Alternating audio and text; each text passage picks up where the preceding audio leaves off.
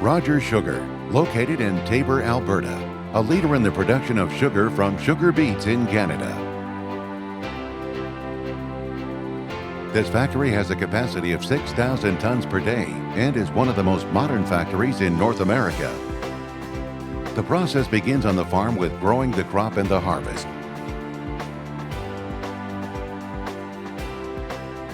Farmers deliver the beets to one of 7 receiving stations throughout southern Alberta. From there, they're transported by commercial truck to the plant in Taber. When the beets arrive at the Taber plant, they're delivered to the wet hopper. From here, the beets are transported into the factory by water in the flume system.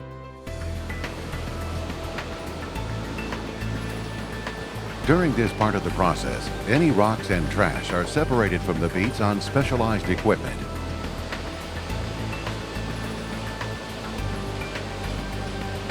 The beets are removed from the flume by the beet wheel, which transfers the beets to the beet washer. In the washer, the beets are tumbled in water to remove any surface dirt. The beets are discharged to a vibrating screen, where they're rinsed with clean water before conveying to the beet hoppers. 2 slicing machines slice the beets into thin, noodle-like strips called cossets. The cossets are conveyed to the cosset mixer, where they're mixed with juice and pumped to the bottom of the extraction tower.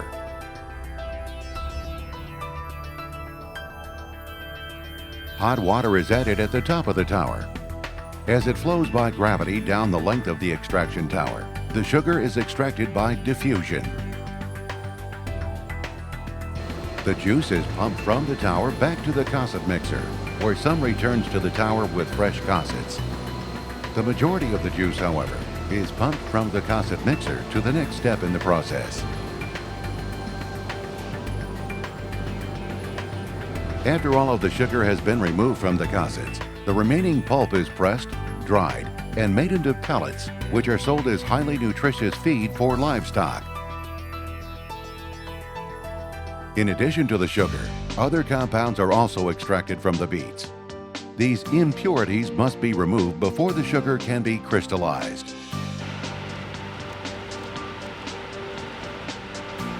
Purification is done using lime and carbon dioxide gas, both produced by burning limestone in a lime kiln. In the kiln, the limestone is separated into calcium oxide and carbon dioxide gas. The calcium oxide is mixed with water to produce milk of lime. This is added to the juice from the extraction process.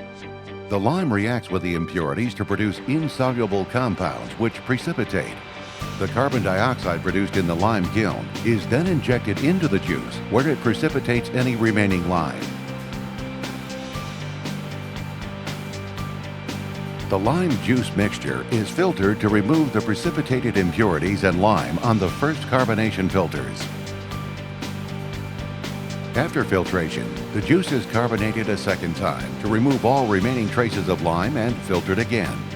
A small amount of sulfur dioxide gas is then added to the juice to control the pH of the juice and inhibit color formation during the next steps in the process.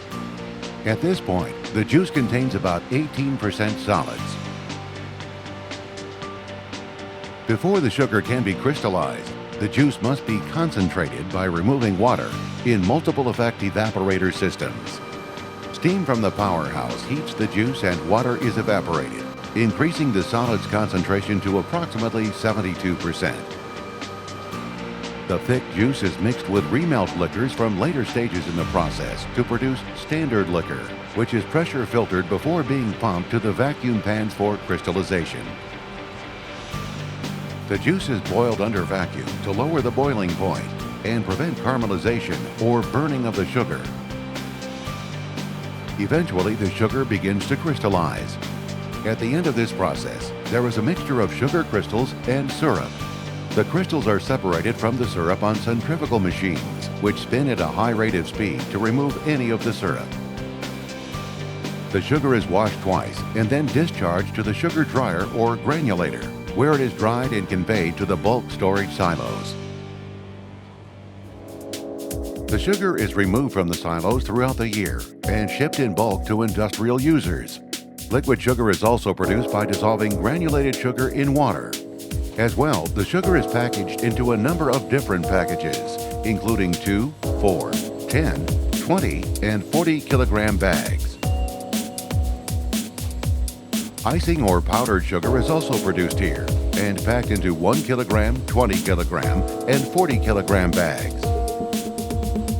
The plant is continually monitored from a central control room where all processes of the plant can be watched. Video monitors are also utilized to ensure all of the equipment is running efficiently. The factory is self-sufficient in power requirements. Steam from 3 natural gas-fired boilers is used to produce about 6 megawatts of power in 2 turbo generators. The exhaust steam from the turbines is used in the evaporators to remove water and for various process heating requirements. The water which is used in the fluming and washing of the beets is recycled through a clarifier. The mud removed from the beets, along with some water, is pumped to ponds for further treatment. The clarifier overflow is sent back to the flume to be used again.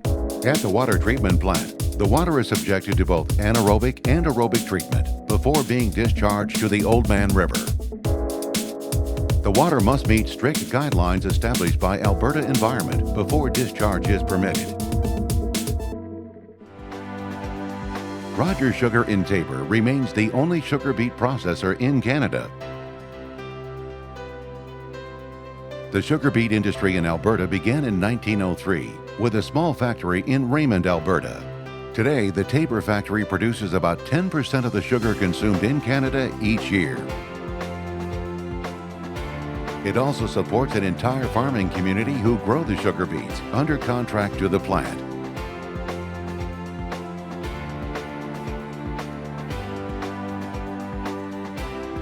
Rogers Sugar, the sweet story of success in southern Alberta.